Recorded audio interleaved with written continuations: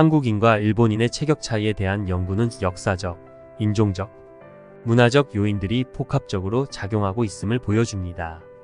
이 글에서는 이러한 요인들을 자세히 살펴보겠습니다. 1. 역사적 배경. 16세기 말 임진왜란 당시 조선에 침략한 일본군은 한국 병사들의 체격이 크고 힘이 세다는 사실의 놀라움을 금치 못했습니다. 일본의 기록에 따르면 조선인은 일본인보다 평균적으로 2배 더 많은 음식을 섭취했다고 합니다.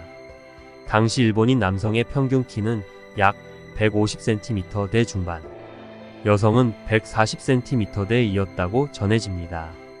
이에 비해 한국 남성은 6cm 정도 더 컸고 여성 역시 비슷한 차이를 보였습니다. 18세기 일본의 저자 하야카와가 쓴 순국둥남 도서에 따르면 일본인들은 조선인의 체격과 힘을 두려워했으며 이러한 기록은 일본인 스스로도 인정한 사실입니다. 서양인들 역시 일본인보다 한국인을 더 잘생겼다고 평가했습니다. 이처럼 과거에도 체격 차이는 명백히 존재했으며 이는 시대를 초월한 사실로 여겨집니다. 2. 최근 연구 결과. 2016년 영국 임페리얼 칼리지 런던이 수행한 연구에 따르면 한국 남성의 평균 신장은 1914년 169.8cm에서 2014년 174.2cm로 증가하며 세계에서 세 번째로 큰 성장폭을 기록했습니다. 한국 여성은 142.2cm에서 162.3cm로 증가하여 성장률이 세계 1위를 기록했습니다. 반면 일본 남성은 156.1cm에서 170.8cm로 성장하며 일본 여성은 142.3cm에서 150.8cm로 증가했습니다. 이는 일본도 상당한 성장을 이루었지만 한국인에 비하면 평균 이하에 머물렀음을 보여줍니다. 3. 인종적 요인. 체격 차이의 주요 원인 중 하나로 인종적 요인을 들 수 있습니다. 북쪽의 혹독한 기후에서 진화한 북방계 인종은 상대적으로 큰 체격을 가지는 경향이 있습니다. 반면 일본인은 남방계 인종의 영향을 받아 뼈대가 가늘고 체격이 작은 경향이 있습니다. 이러한 인종적 차이는 역사적으로 한반도와 일본 열도 간의 인구 이동과 관련이 있습니다. 일본은 바다로 막혀 있어 북방계 인종의 유입이 상대적으로 적었습니다. 반면 한국은 북쪽에서 남한 인구의 영향을 많이 받아 북방계 유전자가 더 많습니다. 이로 인해 한국인은 체격이 상대적으로 크고 일본인은 그에 비해 작을 수밖에 없는 구조가 형성된 것입니다. 4. 식습관의 변화. 일본은 약 1200년 동안 육식을 금지해 왔습니다. 이는 670년대 무일왕의 명령에 따라 시작되었으며 이후 메이지 유신 때까지 고기를 거의 먹지 않았습니다. 이러한 식습관은 일본인의 체격 성장에 결정적인 제약이 되었습니다.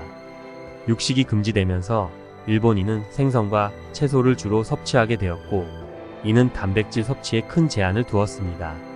단백질이 부족하면 근육 성장에 부정적인 영향을 미치며 이는 체격 성장에 직접적인 영향을 줍니다. 일본식 요리는 전통적으로 탄수화물 중심의 식단이기 때문에 단백질 섭취가 상대적으로 부족했습니다. 5. 현대 일본인의 식습관. 일본의 현대 식단에서도 이러한 경향은 여전히 남아 있습니다. 일본인은 주로 밥과 반찬으로 식사를 하며 많은 경우 단 음식과 짠 음식을 많이 섭취합니다. 단 음식은 포만감을 주지 않아 자주 소식하게 되고 이로 인해 충분한 영양을 공급받지 못하는 문제가 발생합니다. 짠 음식은 칼슘의 흡수를 방해하여 뼈 성장에도 악영향을 미칠 수 있습니다. 또한 일본은 풍요병이라고 불리는 당뇨병과 같은 질병이 만연해 있습니다. 인구의 20%가 당뇨병 환자라는 통계는 일본인의 식습관이 건강에 미치는 부정적인 영향을 보여줍니다. 6. 문화적 요인. 일본인의 식문화 또한 체격에 영향을 미치는 요소로 작용합니다.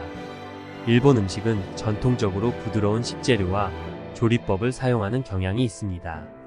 오랫동안 생선과 채소 중심의 식단이 지속되면서 턱 근육이 약해지고 이는 치아 구조에도 부정적인 영향을 미쳤습니다. 일본인들은 턱이 작고 덧니가 심한 경우가 많습니다. 이는 치아 건강뿐만 아니라 전반적인 체격에도 영향을 미치는 요소로 작용합니다. 더 상세한 요인을 알아보겠습니다. 1. 역사적 배경과 인종적 요인. 한국과 일본의 체격 차이는 인종적 배경에 뿌리를 두고 있습니다. 한국인은 북방계 인종의 영향을 많이 받았고, 이는 그들의 신체적 특징에 영향을 미쳤습니다. 고조선과 고구려와 같은 고대 왕국들은 북쪽의 유목민과의 접촉을 통해 강한 유전적 특성을 형성했습니다. 이러한 특성은 대체로 큰 체구와 강한 근육질의 몸매로 나타났습니다.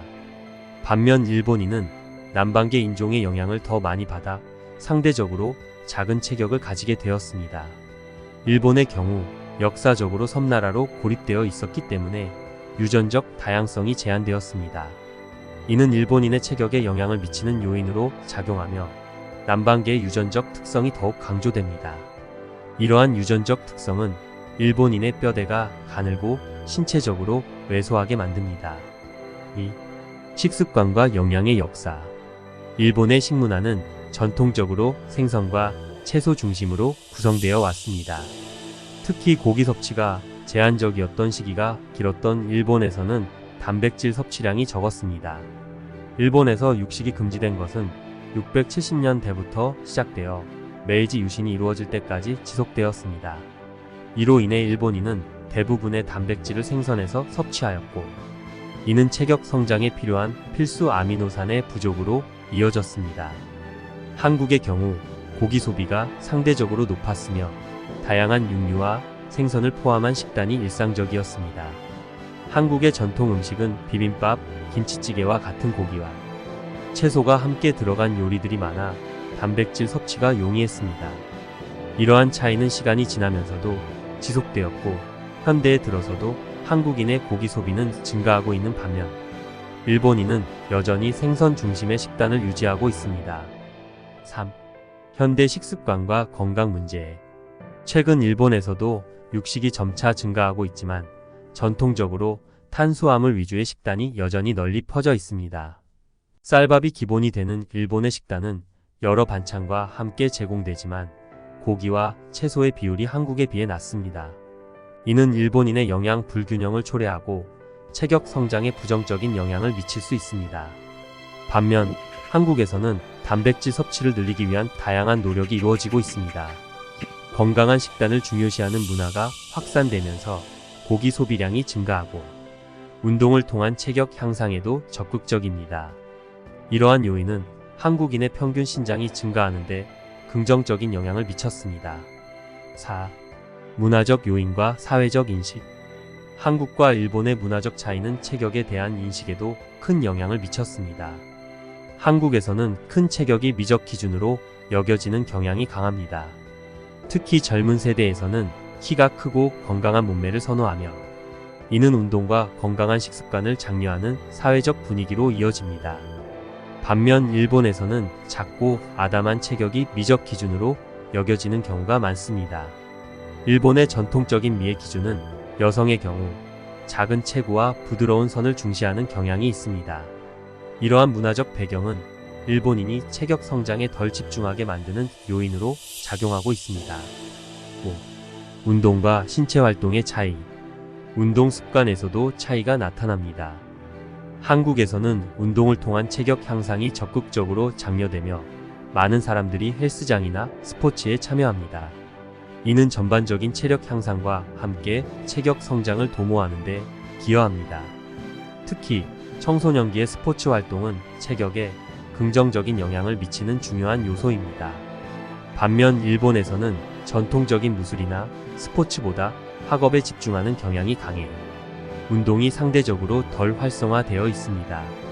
이러한 점은 일본 청소년들이 신체적으로 활동적인 환경에 노출되는 기회가 적다는 것을 의미하며, 이는 체격 성장에 부정적인 영향을 미칠 수 있습니다. 6. 교육과 영양인식. 일본에서는 과거 육식 금지로 인해 체격에 대한 인식이 부족했던 것이 사실입니다. 그러나 최근에는 건강과 영양에 대한 교육이 강화되고 있으며 다양한 영양소의 필요성이 강조되고 있습니다. 하지만 여전히 전통적인 식습관이 뿌리 깊이 남아있어 변화가 느리게 이루어지고 있습니다.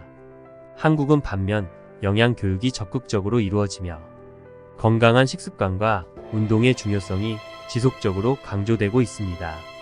이는 한국인이 건강하고 균형 잡힌 식단을 유지하도록 유도하며 체격 성장에도 긍정적인 영향을 미칩니다. 7. 결론. 한국인과 일본인의 체격 차이는 단순한 신체적 차이에 그치지 않고 역사적, 인종적, 문화적, 사회적 요인들이 복합적으로 작용한 결과입니다. 한국인은 북방계 인종의 영향을 받아 상대적으로 큰 체격을 가지며 다양한 영양소를 고르게 섭취하는 식습관이 이를 뒷받침합니다. 반면 일본인은 남방계 인종의 특성과 오랜 식습관으로 인해 상대적으로 작은 체격을 유지하고 있으며 전통적인 식문화가 현대의 영양 섭취에 제한적인 영향을 미치고 있습니다. 결국 이러한 이해는 한국과 일본의 문화적 차이를 보다 깊이 있게 이해하고 양국 간의 상호작용과 발전의 중요한 기초가 될 것입니다. 앞으로도 한국과 일본이 서로의 문화와 식습관을 존중하며 건강한 발전을 이루어 나가길 바랍니다.